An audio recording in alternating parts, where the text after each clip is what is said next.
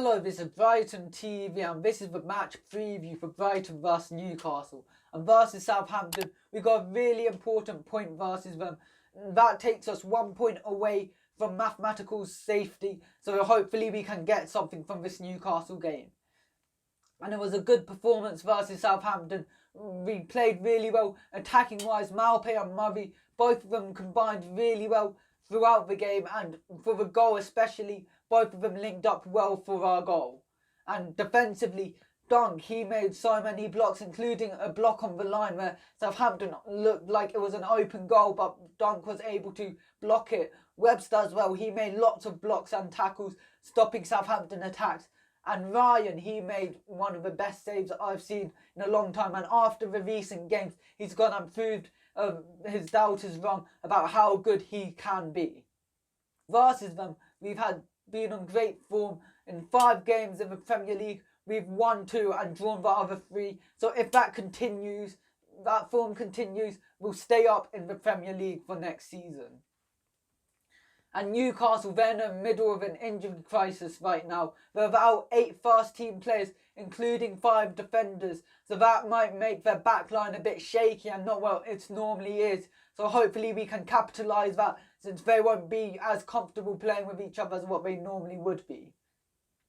And at St James's Park, how they played, it was a 0-0 draw and we dominated the match. We created more chances and we really should have won that match.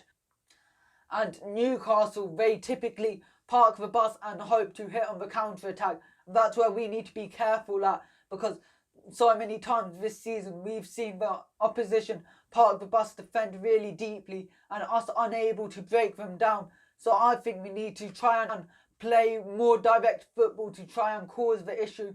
So that's why I think the lineup for this game should be a 4-4-2, put them on the back foot. And I think in goal it should be Ryan. He had a great game versus Southampton. And the back 4, Dunk and Duffy in the 2 centre-back positions. And the reason why I haven't chose Webster is because Webster's a doubt for this game after the injury he picked up versus Southampton.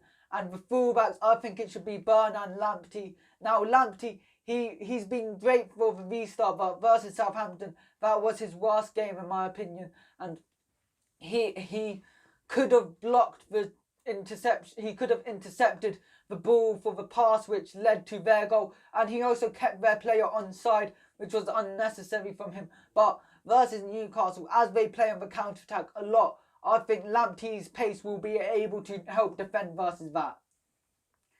And then the 2 midfielders, it should be Bissouma and Stevens.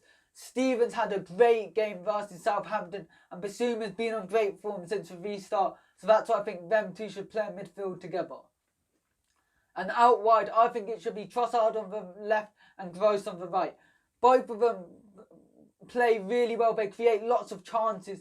And Trossard, I think he'd be really good for this game. He creates lots of chances from open play. And Gross, for when we have set pieces, I think we'll get quite a lot, since Newcastle will defend deeply. So that's why I think Gross should play. His set piece delivery is really good. So that's why I think Gross should play there. And the front 2, I think it should be Maupay and Murray. Maupay, he's continued his good form from this season, reaching 10 goals this season. And Murray, he gives us that outlet which we normally don't have, since he's able to get on the end of crosses, where sometimes we just hold the ball since we're unable to break down an opposition. I think Murray will be able to get on the end of crosses and make something happen. So that's why I think Murray should play.